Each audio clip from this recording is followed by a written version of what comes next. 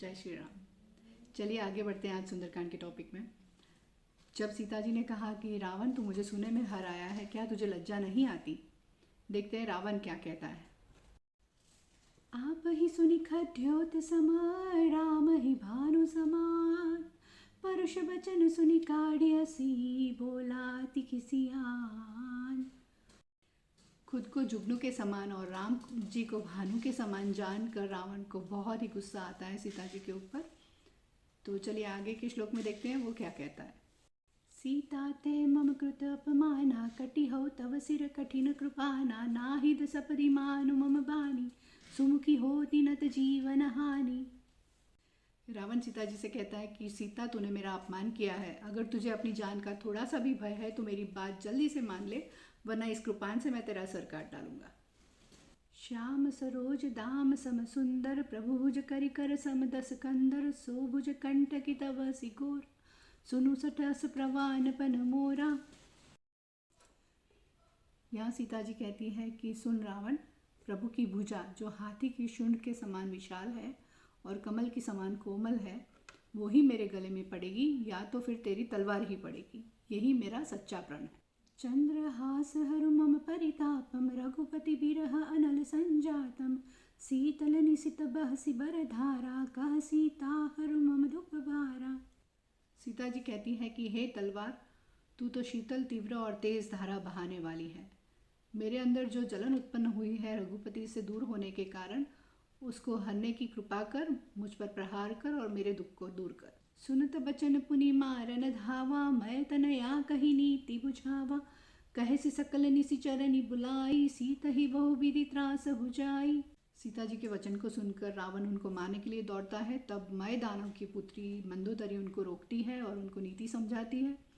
तब रावण अपनी दासियों को बुलाकर कहता है कि सीता को हर तरह से भय दिखाओ, उसको डराओ। आस दिवस महु कहा न माना, तो मैं मार बिकाढ़ी कृपाना, भवन गयो दस कंधर, यहाँ पिशाचिनी वृंद, सीता ही त्रास दिखावही, धरे रूप बहुमन। रावण कहता है कि यदि 1 महीने में इसने मेरा कहना नहीं माना तो मैं इसको अपनी तलवार से मार डालूंगा। ये कहकर वो घर चला जाता है और सारी राक्षसी अलग अलग तरह का रूप धरकर सीता जी को डराने लगती हैं। त्रिजटा नाम राक्षसी एका, रामचरण रति निपुण विवेका, सबनो बोली सुनाए से सपना, सीतई से करो हित अपना। उन राक्षसियों में एक त्रिजटा नाम की राक्षसी है जो ज्ञान में निपुण है और विवेकी है। उसकी रामचंद्र के चरणों में प्रीति है। वो सबको बुलाकर अपना एक स्वप्न सुनाती है। वो कहती है कि अगर अपना कल्याण चाहते हो तो सीता जी की सेवा करो।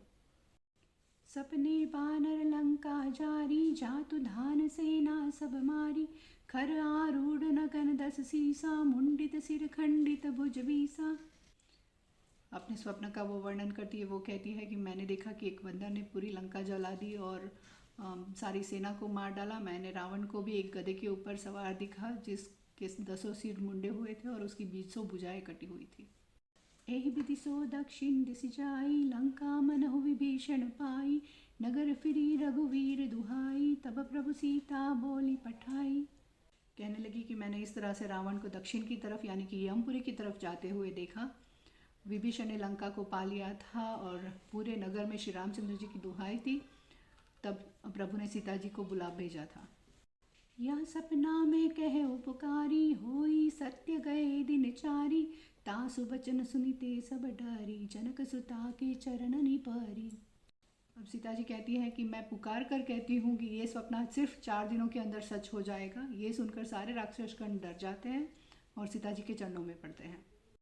जहाँ तह गई सकल तब सीता कर मन सोच, मास दिवस बीते मोही मारहि निशिचर पोच। सारी राक्षसियाँ इधर उधर चली जाती हैं। तब सीता जी मन में सोच रही हैं कि रावण बोल के गया है कि मुझे 1 मास बीतते ही मार डालेगा। त्रिजटासन बोली कर जोरी, मातु विपति संगिनी तय मोरी, तजो देह करु बेगी उपाय, दुसह बिरह अब नहीं सही जाए। अब सीता जी त्रिजटा से कहती है कि हे माता, तू मेरी विपत्ति की संगिनी है, तू जल्दी ही कोई उपाय कर जिससे मैं इस देह को त्याग सकूं, क्योंकि अब रघुपति के विरह की वेदना मुझसे सही नहीं जाती। कोई उपाय कर।